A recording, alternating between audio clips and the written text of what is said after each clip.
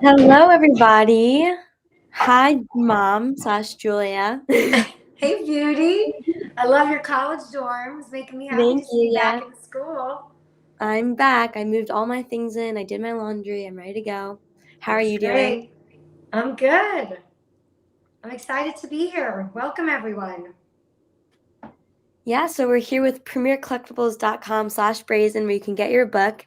And my mom and I'll be moderating and asking my mom questions about her incredible book that she's been working on for the past 5 years, I believe. Yep, Uh, we started it in this is 2017. That's right.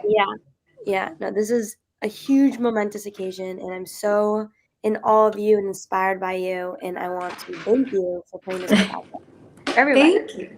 She's amazing, right? She saves my life, and then she just makes my life every day. It's that simple.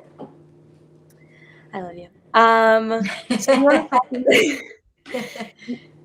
Go for it. to talk a little bit about the book and what inspired you to write it and who you are and a little bit of that and just give the audience some context? So, you know, You know a little bit about my story. I left a very ultra-Orthodox, extremely fundamentalist community at 42 years of age. I didn't know anyone in the outside world. I had no education. I had no friends. I had nothing. I was a complete zero. And I walked out at the end of 2012. It was like around November 2012.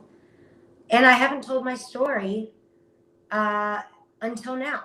It's taken me a very long time to tell my story. And the reason for that is that to me, my life is divided into two parts. The first part is what was done to me, the second part is what I have accomplished. And the last thing I wanted was to be defined by what was done to me. I didn't want to be a victim. I didn't want to be defined by my story. I wanted to show the world what I was capable of, what I inside of me. And only when I became creative director of La Perla did I feel safe enough to say, okay, world, now you know a little bit about Julia Haart. Now you're not going to think of me as a victim. You're going to think of me as a survivor. Now I've shown the world a little bit of what's in my heart. And that's when I started writing the book. That's really incredible. Thank you for sharing that. What was the process like? I know that this is, I think, one of the first books you've ever written. What was the process like starting to write the book? I think I know a little bit about this, but I want the listeners to just really hear about why it took you 5 years to write Yeah. this memoir. It took me 5 years to write this book because I work 20-hour days. I'm the co-owner and CEO of Elite World Group. And so I had a real full-time job, changing the industry, transforming it into a talent media conglomerate, making it into something that is not just about women, but for women. And so I had very little time. I wrote it on weekends when other people vacationed at 2 in the morning. So it took 5 years because I never could sit down and at a particular moment and say, okay, next 6 months, I'm writing this book. I had 30 minutes here, an hour there, 4 days of vacation here. Every minute that I was not working in my day job, which was really my day, night, weekend job, every spare minute I had, instead of relaxing, I wrote. Yeah, that's really interesting. And I think another thing too that I remember is that every couple of months you would come to me with another 100 pages to read of your memoir. And it was always so exciting. I was like, yay, more for me to read. Like I'm cut off, like it was a sentence. I don't know what's happening next, you know? And then and then I'd always come to you and be like, I finished the next day. When's the next part coming? It's And I true. You were remember really helpful because, having someone that I trusted reading those pages in their very, nascent, uh, baby form and getting your experience and hearing, how curious you were to learn more, that gave me the courage to keep going. thank you. No, I'm glad. Glad. I mean, like it's very well written.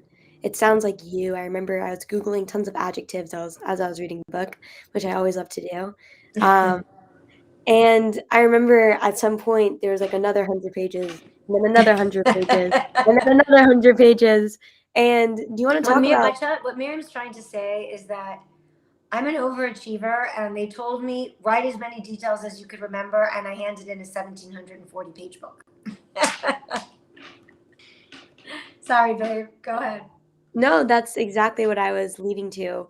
The fact that you wrote everything.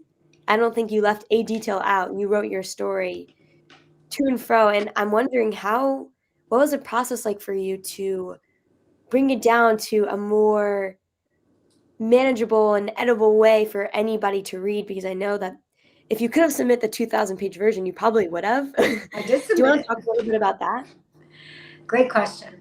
It's the same as my designing. My most difficult thing is winnowing. It's picking what I want to take out and what I want to leave in.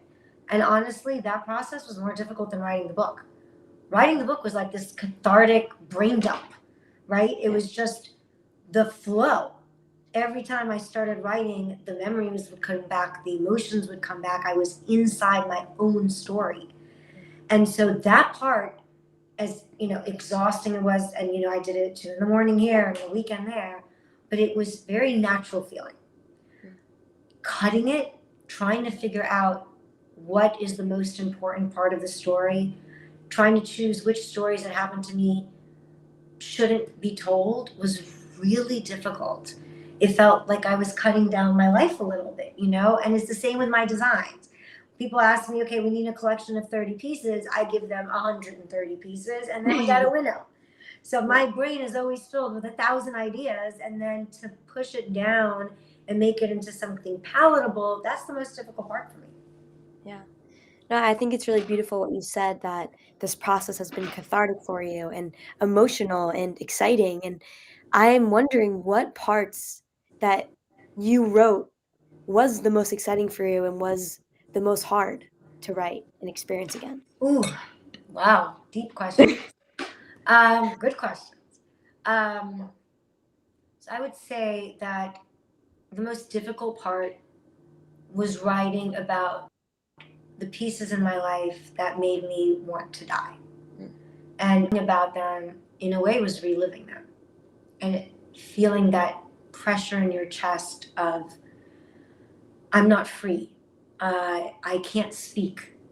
Who I am is considered disgusting.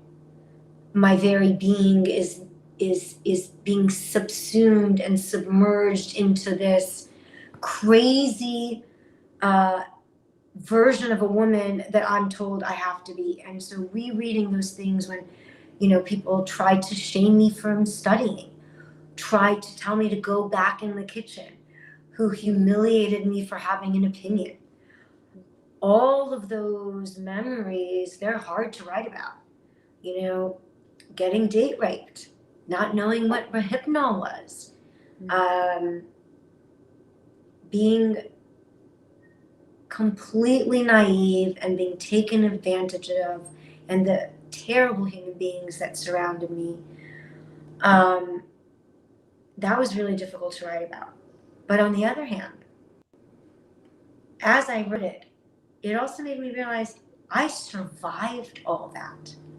I didn't just survive, I survived, and I fought and I strove and I made it. So on one hand, it is very painful to write about. But on the other hand, I remind myself, I'm still standing. I didn't commit suicide. I didn't give up. I chose life, and here I am. And so the parts that were the most difficult, in a way, also gave me the most closure. I'm sorry, babe. Don't cry. No, I won't cry. I did cry. I definitely did cry. But now I think I'm at a point. I've read it enough times where I don't cry anymore, and I think that I'm more at a point where I'm really in awe of your rawness and honesty with the world. And I think one of the original ways you're going to express this book is by calling it My Journey from Long Sleeves to Lingerie, right? And I think the word journey says a lot because your book is about journey. Yeah, Exactly. exactly. You don't just say, I made it. This is where I am. I did these things and I got here. you say, I did this and I failed. I did that and I was date raped. I did this and then I succeeded and now I'm here. And I think that journey, the ebb and flow, the up and down, the down and down, the up and up, and all of it is just something that from the memoirs I've read, I've never experienced.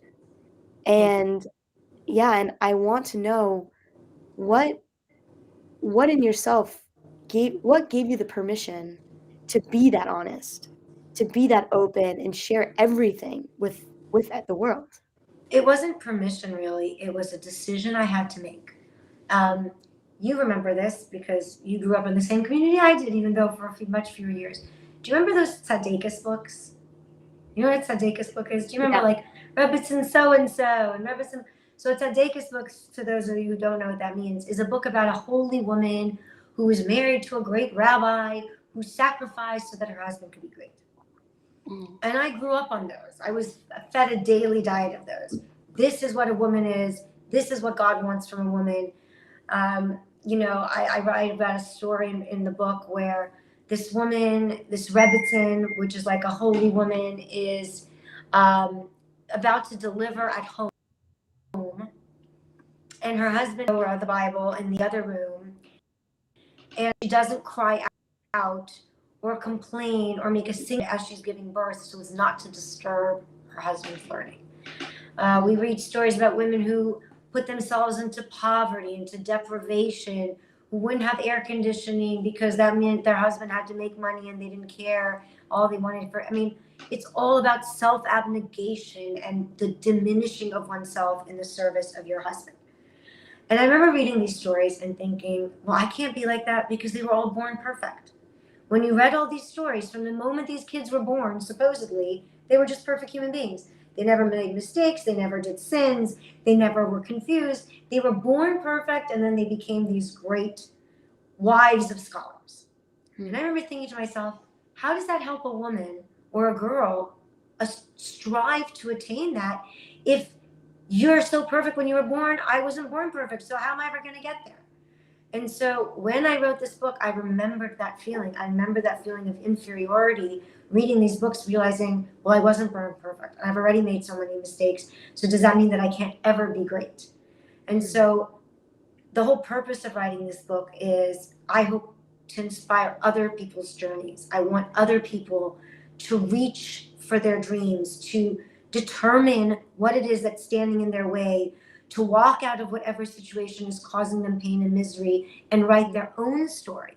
And I realized that if I didn't talk about the mess, the disaster, everything, if I made myself a little more perfect, if I smoothed out my disastrous edges, then a person reading this would say, oh, well, then I can't ever be that way because Julia was just perfect. Everything came easily for her. She didn't make mistakes. So I shared the mess. I shared the mistakes. I shared the confusion, the naivete, the pain, the fear, because I want people to know that's part of it. Changing your life is ridiculously difficult. Deciding that you want to transform yourself is painful. Yeah. But you can do it. It's possible. And I don't want you to think, if you're going through your own transition, if you're making those changes in your life, that it's going to be smooth or easy. It isn't. But you can still do it. It's possible. You don't have to be a genius. You don't have to be perfect. You don't have to know what you're doing. It's putting one foot in front of the other and taking each brave step at a time. That's how you get to your goal. Messing up is part of it. Making mistakes is part of it. Enjoy that. Realize that gets you closer to your goal. Don't be afraid of the unknown. Don't be afraid of mess. Don't be afraid of being naive. Don't even be afraid of being taken advantage of. You will learn from those lessons and they will make you stronger. And so, as uncomfortable as it is, because it's really uncomfortable, I've been on TV quite a lot now promoting the book. And, some people thankfully have not asked me questions about the really naughty parts in my book. But I realized, like, oh my gosh, if I have to talk about that, that's so embarrassing. But it's in my book. And I had to do that. Because if I hadn't, I don't think people could learn from my experience. People can only learn from it if it's real.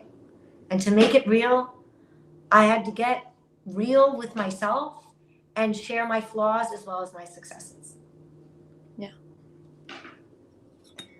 I think that's really beautiful. And I think from the book, it's pretty clear that there's something in you. And I think you hit a breaking point, and that was a point where you were considering committing suicide, where you Yep. decided that you need to do something else. You need to figure something else out, go do Well, something. that's not true, Miriam. That's on you. I would not be alive today if it weren't for you. It's not that I figured something else out. It's not that all of a sudden I grew brave. It's that I saw them doing to you what they had done to me, pushing you down, forcing you to conform, making you into this quiet, demure, shameful human being when you were brilliant and extraordinary and unusual and unique. That's what saved my life, not my bravery. Your pain gave me the courage to get out.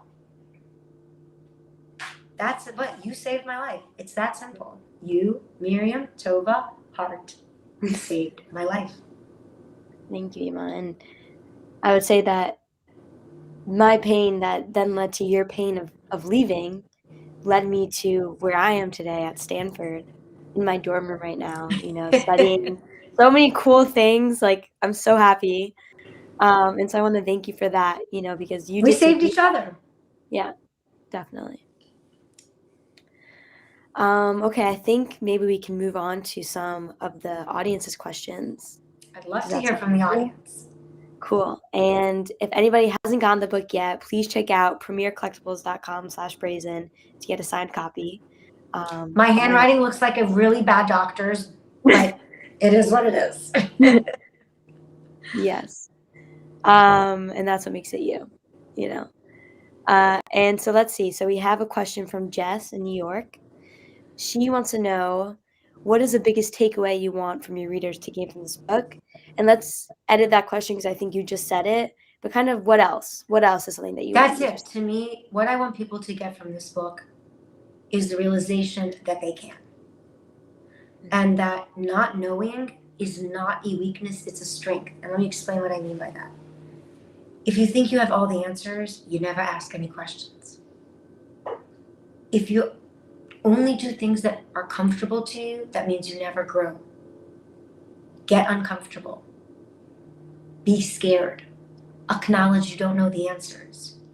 That's what's going to push you and propel you to greatness. It's okay to not know. It's not just okay to not know. It's good because it means you will investigate and create and delve and learn, and that will expand your world. That's what I want. I want people to understand their potential, and especially women. I want them to know that they can, that they don't even realize their potential.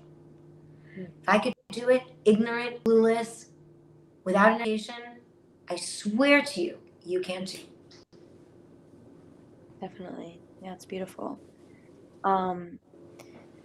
Another question is from Tyler in North Carolina. So Tyler asks, looking back, what's the thing you struggled with most about deciding to leave?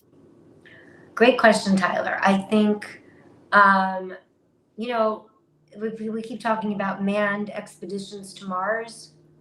That's what it felt like. I knew so little about the world outside. I lived in Bridgerton, basically, or give me another name, or the Gilded Age, or I lived in 18th Downton century. Abbey? What? Downton Downton Abbey. Abbey? There you go. I lived in the 18th century. As much about the outside world as there's a movie called Kate and Leopold, Blackman and Meg Ryan. Like he's the 17th or 18th century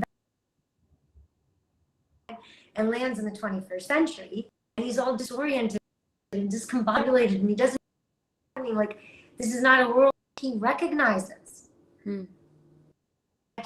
I fell down a wormhole in time and walked into the 21st century. And it was the most frightening, jarring, painful I've ever done in my life because I knew no one. I understood nothing. And do you exist if no one knows of your existence? The loneliest, most frightening thing I've ever done in my life, and I could never have done it if it wasn't for me. Oh, I'm sorry you had to go through all of that. Well, here we are today, right? Yeah. Mm-hmm. Still fighting for my freedom, by the way. How fun for me. Yes. Soon to win. Zach has a question. He's from Texas. Zach wants to know, do you have contact with anyone who still is in the community? Hey, I love Texas. Yeah. So do you have contact with anybody still in the community, and are there things that you miss? So 2 questions. I do have contact with people in the community, 2 groups of people. Some of my friends, believe it or not, still talk to me, and I think that that's a small thing. That is a very brave and courageous thing, because to be my friend is dangerous. Your children could get kicked out of school. You might not get married. Your children may not be married off to very elegant people. You will be, ostracized in your synagogue. Being my friend is dangerous. So the friends of mine that I have that are still speaking to me, I think they're the most brave, incredible human beings on planet Earth. You know who you are. I don't want to mention your names because I don't want to get you in trouble. But I love you dearly, and I'm so grateful to you for always staying my friend. And there's another group of people, a new group of people that I've started, corresponding with. And those are all the women from the community who have been secretly messaging me on Instagram, who write me letters, who write me emails, who tell me, Julia, please help us. Don't stop speaking. We're so unhappy. How do we change our life? And so I'm so impressed with how many women want change, desire change, that just don't know how to get there. So actually, I'm speaking to more women in my community than I ever did when I lived in my community. Go figure. Wow. And is there anything I miss about it? Oh my goodness, so many things. I miss my family. I miss my sisters and brothers. I miss my parents. I really miss my dad a lot. I miss my friends who did drop me. I miss that feeling of belonging and of community and of feeling like you're one with a. There's great beauty in that. And that's why I love being Jewish. I never, ever said a single word against Judaism. I'm so proud to be a Jew. I want laws, certain laws, to be changed. That's all. Do you think there's any way for you to find that sense of community outside of the community you grew up in? I think we're creating our own community, right? We've got our close friends. We keep building our circle. And we're on a mission to, it sounds silly, but we're on a mission to change the world and make it better.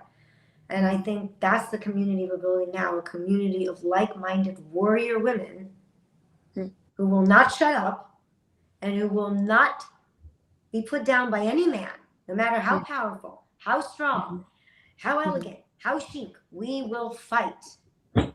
And that's the community I belong to now. That's beautiful. Sounds like Wonder Woman. Nah. A Wonder Woman world. I'm a little shorter and I cannot kickbox to save my life, but thank you. Yet. So Maddie from Washington has a question. What's a pinch me moment in your career right now? What's a pinch me moment? The Kendall Jenner dress. I designed Kendall Jenner's dress for the 2017 Met Gala, and every magazine wrote about it, and it made waves all over the world. That was a real pinch me moment. That was my first collection that I designed, and to get so much recognition straight off the bat really was a very special moment. Yeah, that dress was really stunning.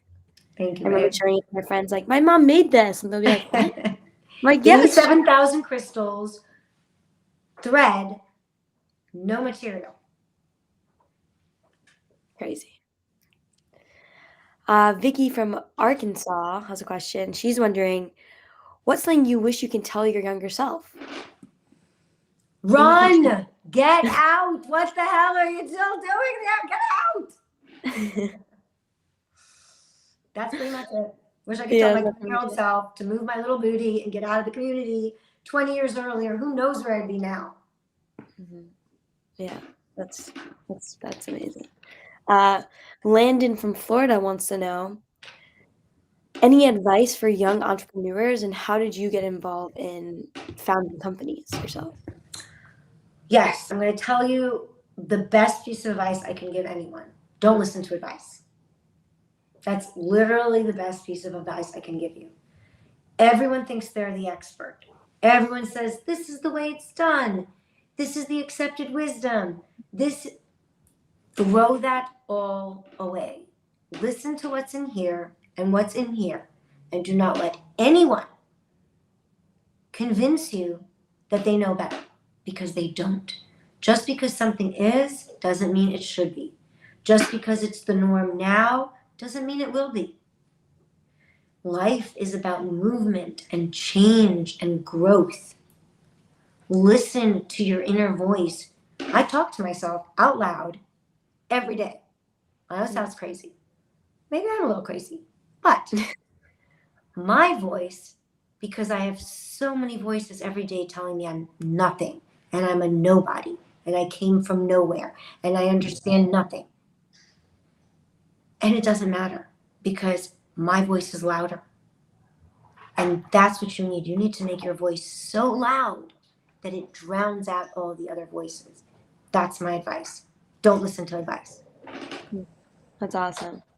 And I talk to myself too out loud, so I guess it runs in the family. It's to me, it's the greatest tool there is. Saying something out loud makes it real. Yeah. It takes it from the realm of the nebulous thought. When you speak it, you will it into existence. I genuinely believe that. Speak to yourself out loud. I promise you, you'll feel better. Do your daily mantra. It could be anything. My mantra was, men aren't smarter than me. I can do this. I am capable.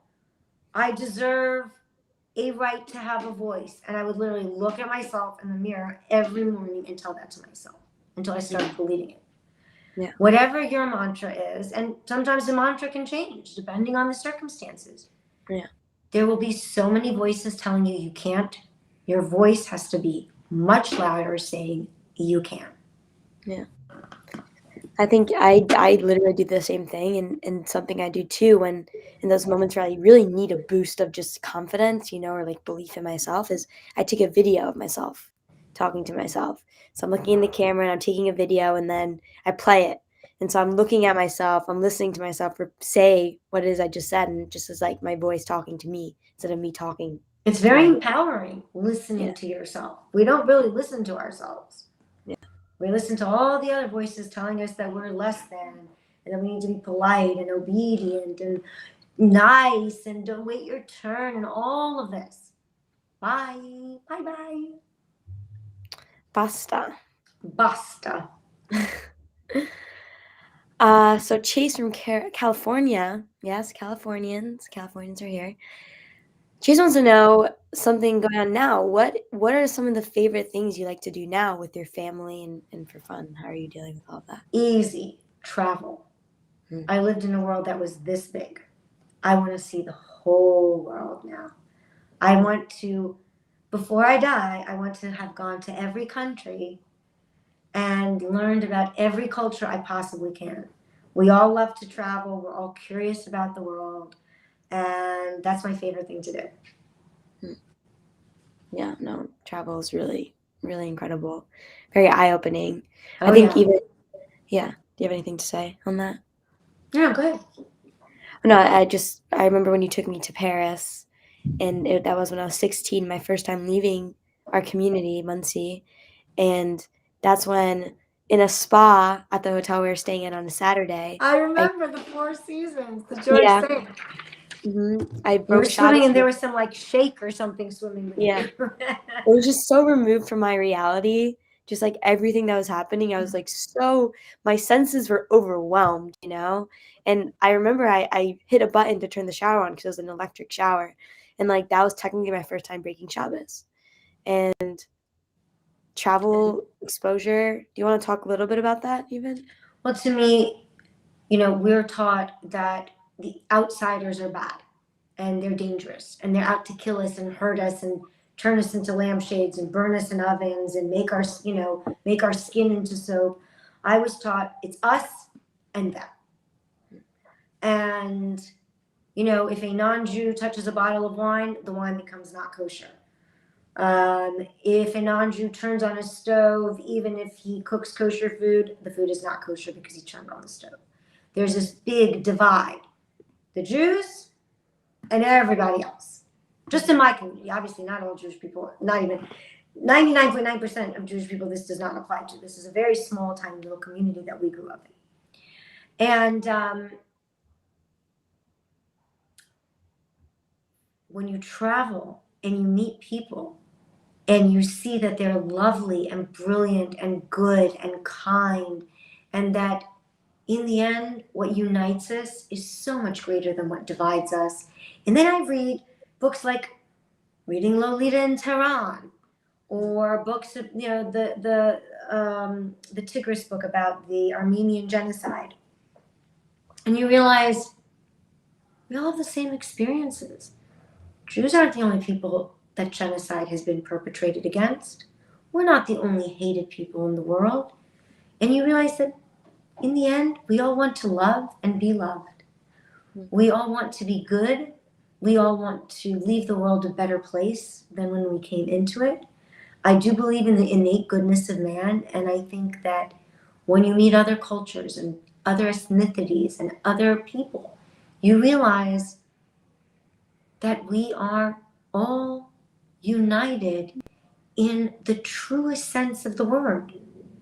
In the end, take away all the customs, take away all the languages, melt it down to the most core basic needs of a human being. It's to be valued, to be loved, to be understood, to be heard, and to love and understand someone else. And the more you travel, the more different kinds of people you meet, the more you realize that our differences are just spice. Our innate core, we're all the same. Yeah, that's beautiful. It's really beautiful. Thanks, babe. Of course. I'm really happy to be doing this. This is really fun. This is fun. You're This my is fun. favorite interviewer ever. I've been having a glass of wine. Everyone keeps Cheers. asking I'm about drinking these wine lemonade. glasses. They're from Moser, everybody. Wait, what do you got? What do you got there? It's lemonade. Lemonade. Okay, well, college, young lady, better lemonade. I'll stick to the wine. Thank you. Yeah. But notice wine and water. There Always we go. hydrate, darling. Always hydrate. Yes. 1-2 ratio. Sorry? 1-2. 1 sip of wine, 2 sips of water. Exactly. That's what they teach us, at least. That's good. It's very important. Always stay hydrated. Yeah. Don't drink and drive. Of course. I only never skateboard. do that. I know. So we have some more questions. Sure. Connie wants to know. Let's see. We have a lot. Let's see. Let's do. Let's just start and we keep going until we don't have time anymore. Okay. So Oh, Kara from 22. Arizona. Is this the 22 questions in 2 minutes? I can do that. I can do that soon. I'll do that in like 5 minutes. No, we're not there Okay. yet, though. Okay. Yeah. Kara from Arizona wants to know, and I know a little bit about this, and I think it would be fun to share with everybody. Right when you broke out the community, right when you first broke out of the community, what's something you didn't know that is a very common thing to know? Where do I begin? Yeah. I would say just choose like a couple. Everything. I'd never been to a bar.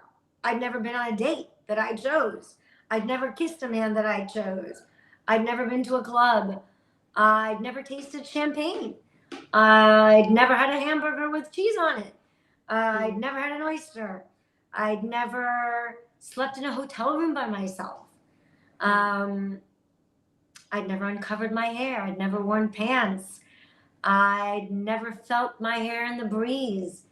Gosh, pretty much everything. Wow. Yeah. I'd Is never there any danced the night away with men and women together, uninhibited, happy, joyous, just being myself. Yeah, totally. Well, Caroline, speaking of dancing the night away, Caroline has a question from New Hampshire. She wants to know, what is the favorite place that you've ever lived in? NYC, baby, NYC. Love New York. I love a lot of places. I love Paris. I love London. I love Austin. Greece, Spain. I love Madrid and Barcelona. But home is New York. Beautiful. Yeah, New York City has so much to offer. It's my home. I wake up in the morning and I look outside. I'm just grateful to be here. Yeah, it's beautiful. Okay, I think that's pretty much all the questions. There's one more. I think you already kind of answered it, but I'll just say it just in case. This is from Nadia in the Netherlands. So Nadia wants to know, what made you change your life? Complete and utter misery. That's what. I see. I have another question here from Evie. Do you have that? Evie. No, I don't have that. Evie from Brooklyn? Oh, here. Oh, yeah, I see that. You've missed a few. Yeah. You want to answer that? What are some of your favorite Connie NYC and Evie. spots? I like those questions. Those are cute. Okay. Go. So Evie from Brooklyn wants to know, what are some of your favorite NYC spots for eats, drinks, and hangs? Love this question. Okay, you ready? Yeah. I love Limanu, which is an amazing Greek restaurant. For Chinese, Mr. Chow. For Italian, Cipriani. Let's see, what else we got? Pizza. Oh, pizza.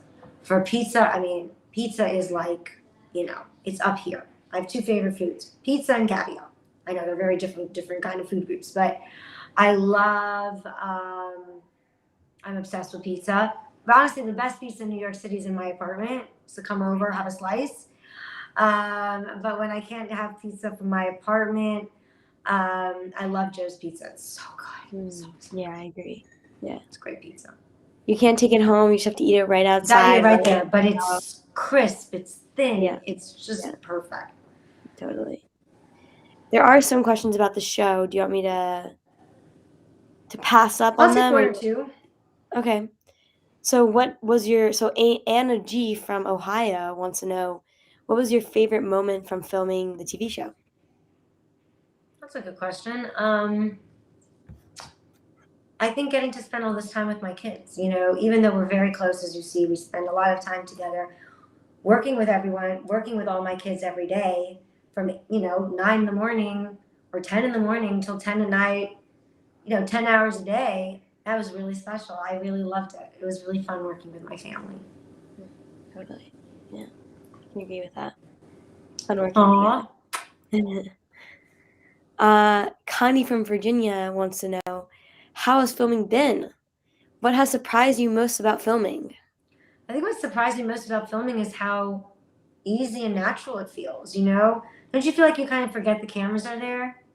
Definitely for season 2, I would say that it's just a whole new level of comfort for me. To me, it was right away, honestly, you just forget that they're there.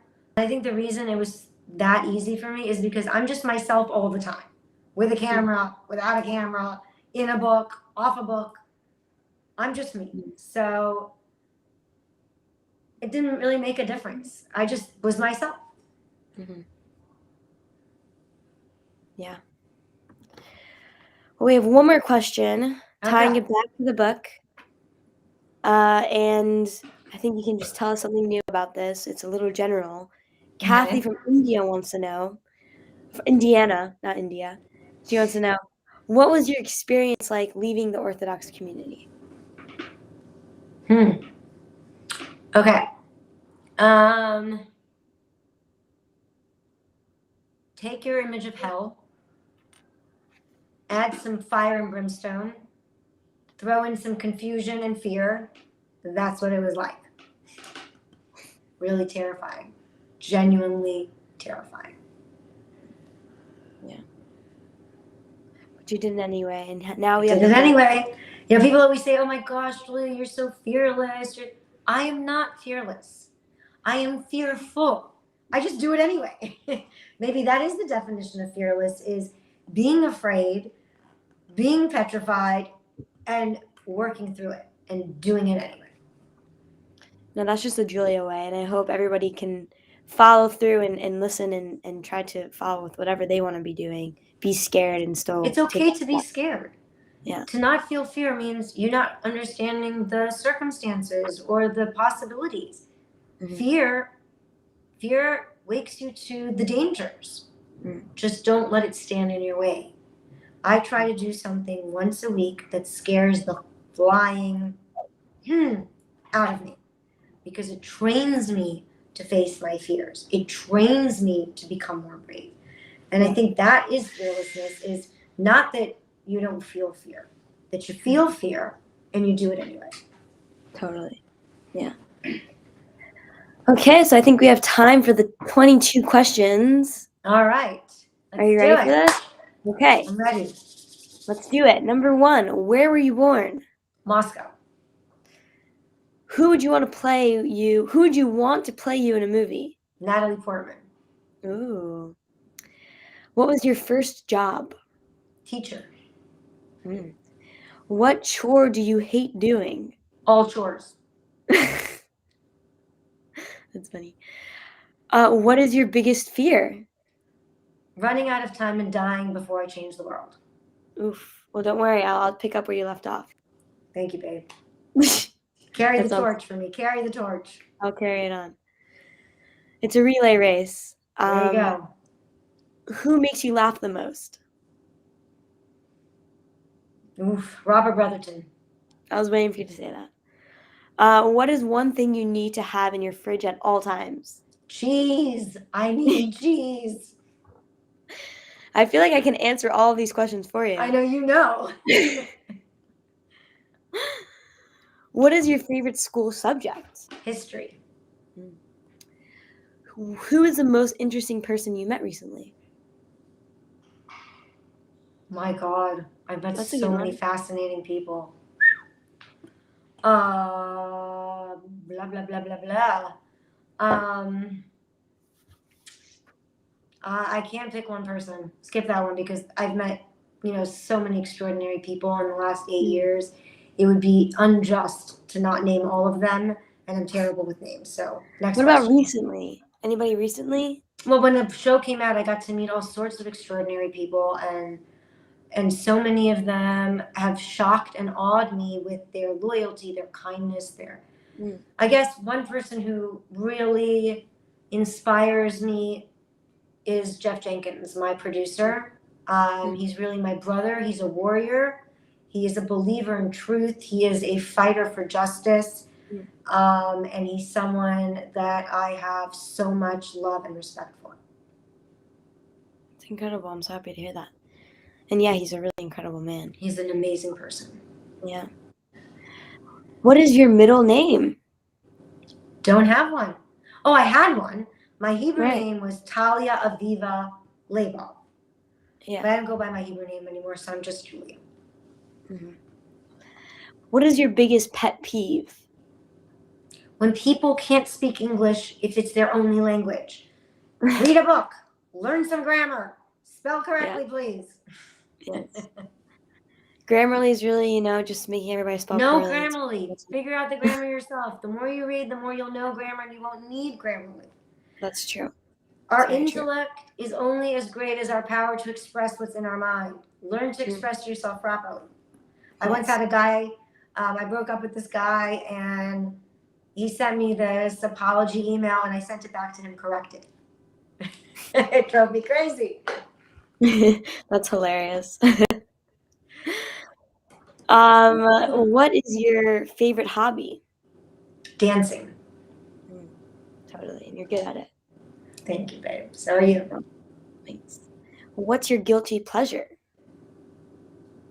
Diet Coke. You've been better. You've been really good I'm lately. trying. I'm really trying. I'm Yeah. trying to lessen the Diet Coke intake, but it is my guilty pleasure. When I'm Mhm. stressed or unhappy, I need my Diet Coke. Yeah, totally. Do you have any hidden talents? I'll let you know when I find them. So that's a no. Well, hopefully it's a yes. Hopefully I have thousands of hidden talents I haven't uncovered yet. That's amazing. I would say a hidden talent of yours is to make Gromans very well. Yes, I'm a great poet. I'm cute at those rhyming things. Like I would have made an amazing Hallmark card writer. Yeah. That's true. I used to Yeah. write them for all my friends for their birthdays. So Mhm. yes, I'm very good at a Hallmark card. Yeah. If I ever lose this job, I know where to go. There you go. Now you have a hidden talent. There you go. What color is your toothbrush? White and blue. Mhm. What is your pet's name and why? Joy. Because the last few months have been so traumatic that I needed a little joy in my life. Yeah. How's Joy doing, by the way? Joy's delicious. Oh my God, she's so cute, babe. She's Really? so well behaved. Yeah. She's so well trained. She's That's just, all Natalie. she's literally joy. She's like a bundle of joy. Obsessed with Mhm. her. That's incredible. What is your favorite word? I don't know Yes. this one. Yes, that's cute. I like that. What is the last album you bought or streamed? Album? What does Or that mean? song? What's like a song you're really into right now? Okay, you know me. I always have my song of the Yeah. week, and then I go to Yeah. my next song. So I'm going to tell you the song of the week. My song of the week is, hold on, because I can never remember names of anything. It's called Fire. Mm. It's Fire by, hold on, Gary Clark. It's all about taking things that could be terrible and transforming them into something beautiful. It's No seeing problem. the silver lining in everything and realizing that the only person who could save you is yourself. So it's really speaking to my heart today. That's really beautiful. What is the last gift you gave? A car to Shlomo. You're welcome, That's Shlomo. it. Shlomo or the kids? Okay, a Just car to the kids. I'm sorry. Don't worry. You can drive it to when you come back to New York. Don't get nervous.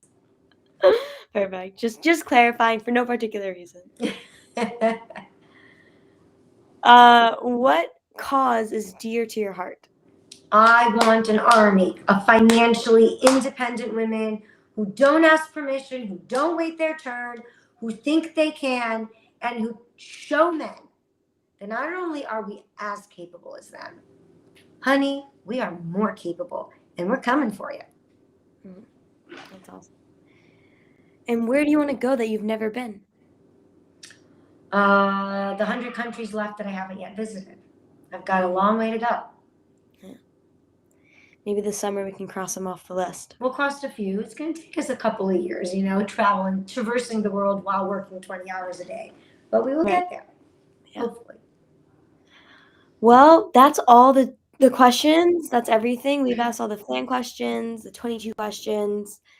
Thank you so much for being on this Thank you vibe. guys for joining us. Don't forget to Yeah. buy your book. Excuse my horrible handwriting. And my wish for you is that you read the book and then you pick yourselves up and change your lives and go for whatever it is that you want. Go for it. Amen. So, everybody check out premiercollectibles.com/brazen to get the signed copy by my mom and enjoy this incredible book that she's written. Thank you. Bye, everyone. Good Bye. night.